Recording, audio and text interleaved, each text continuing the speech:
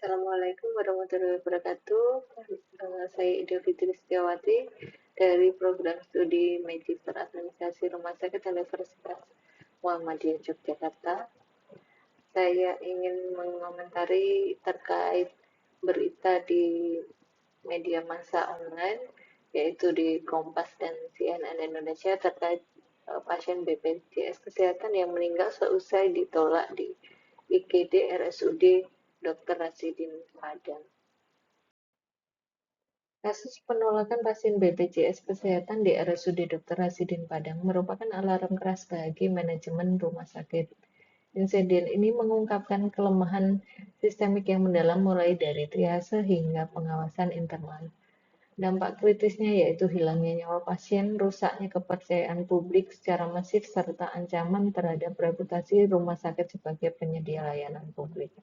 Tujuan strategisnya adalah transformasi menyeluruh melalui kebijakan inklusif, modernisasi infrastruktur, dan penguatan kompetensi SDM untuk mencegah tragedi serupa di masa depan. Masalah operasional yang terjadi di rumah sakit tersebut antara lain protokol triase yang kaku sehingga menyebabkan ketidaktepatan penilaian klinis serta mengabaikan kondisi pasien. Selanjutnya, mengutamakan prosedur administratif di atas keselamatan nyawa. Selanjutnya terjadi hambatan akses BPJS, yaitu kurangnya pemahaman dari tenaga medis terhadap Undang-Undang Nomor 17 Tahun 2023 yang mewajibkan penanganan emergensi tanpa melihat status penjaminan pasien. Kemudian kompetensi SDM yang rendah, yaitu petugas medis terutama di UGD merupakan garda terdepan yang harusnya memiliki sertifikat kegawat daruratan dan memiliki sense of emergency. Kemudian masalah sistemik yang lain yaitu lemahnya pengawasan terkait dengan fasilitas CCTV di area vital tidak berfungsi sehingga menghambat proses investigasi objektif dan melemahkan akuntabilitas staf medis. Selain itu terjadi fragmentasi data medis, rekam medis tidak terintegrasi antar unit sehingga tidak ditemukannya riwayat penyakit kritis pada pasien di triase awal. Kemudian terjadi kegagalan manajemen yaitu kurangnya evaluasi berkala terhadap standar pelayanan. Pilar 1 ini meliputi inklusivitas, yaitu dilakukan revisi protokol IGD, mengutamakan kondisi klinis pasien di atas status administratif. Artinya penanganan emergensi wajib dilakukan tanpa hambatan biaya maupun tanpa melihat status pembiayaan dari pasien. Kemudian mengedukasi hak pasien untuk staf medis dan pelayanan lainnya dilakukan pelatihan rutin mengenai etika pelayanan, humanisme, dan regulasi JKN untuk penjaminan kesetaraan akses bagi seluruh lapisan masyarakat. Kemudian advokasi officer, yaitu menyediakan petugas khusus di IGD untuk mendampingi pasien dan keluarga sehingga tidak terjadi kesalahpahaman komunikasi antara petugas kesehatan dan pasien dan keluarganya. Kemudian pilar yang kedua, unit bernilai tambah, yaitu IGD merupakan pusat layanan yang kritis, sehingga investasi pada peralatan medis perlu lebih canggih dan pembentukan tim respon cepat seperti Code Blue yang terlatih untuk menangani kasus gawat darurat secara presisi.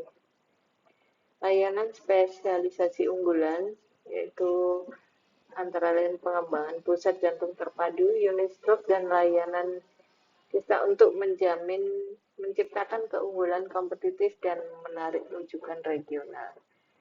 Selanjutnya yaitu sertifikasi dan kompetensi SDM. Rumah sakit memberikan kesempatan bagi tenaga medis untuk melanjutkan pendidikan dan mendapatkan sertifikasi berkelanjutan sehingga dapat memastikan standar pelayanan spesialis yang diakui secara nasional. Kemudian dilakukan modernisasi teknologi dengan sistem pengawasan terpusat, yaitu antara lain integrasi CCTV di seluruh area vital untuk menjamin akuntabilitas dari staf, kemudian penggunaan rekam medis elektronik sehingga integrasi data pasien dapat terintegrasi antar unit dan memastikan riwayat medis dapat terbaca secara instan saat triase. Kemudian dilakukan digitalisasi layanan antara lain implementasi antrian digital dan early warning system untuk mendeteksi penurunan kondisi klinis pasien secara otomatis. Target keberhasilan 0% penolakan pasien emergensi, kemudian tim gawat darurat bisa merespon kurang dari 5 menit, 100% integrasi rekam medis elektronik, dan 95% indeks kepuasan. Diharapkan terjadi transformasi masa depan di rumah sakit tersebut, meliputi komitmen pimpinan, yaitu transformasi menyeluruh memerlukan komitmen kuat dari seluruh jajaran manajemen untuk mengutamakan integritas dan kualitas pelayanan di atas segalanya. Kemudian fokus utama yaitu keselamatan pasien, inklusivitas tanpa diskriminasi, dan transparansi operasional menjadi fondasi utama untuk membangun kembali kepercayaan masyarakat. Yang selanjutnya kesiapan dari Rumah Sakit Dr. Rasidin Padang untuk bertransformasi menjadi rumah sakit yang responsif, modern, dan menjadi kebanggaan warga Kota Padang. Terima kasih.